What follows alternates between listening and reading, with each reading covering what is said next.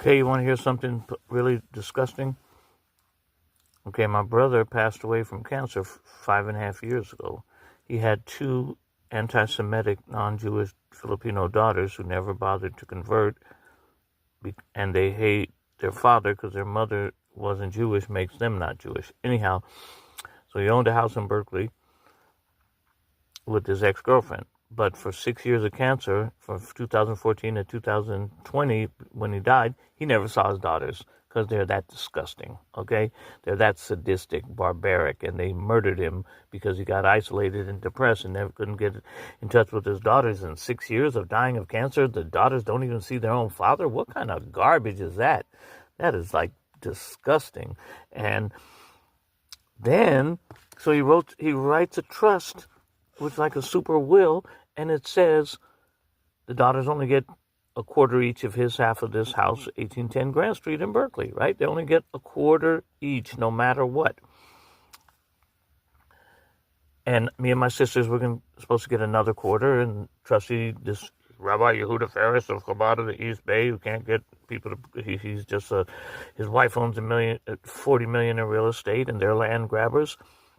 So the first trust says the daughters only get 25% of his half. The second trust is very suspicious trust. Nevertheless, the second trust says the same thing. The daughters only get 25%, no matter what. So what did they do? Well, the house is 2 blocks from this empty synagogue building they bought that nobody comes to. And the trustee's wife, Yehuda Ferris's wife, Miriam, she's a real estate fanatic. She salivates just thinking about flipping houses.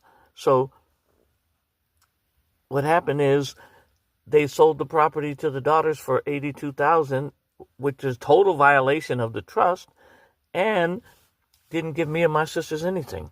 And then they go lie to the judge that I would have had the same amount of the owning a quarter of the house would be the same as the money that I would have gotten, as if they're implying that they had the money and I didn't take it. They never gave us an offer of a penny, but they can go lie in court to that effect.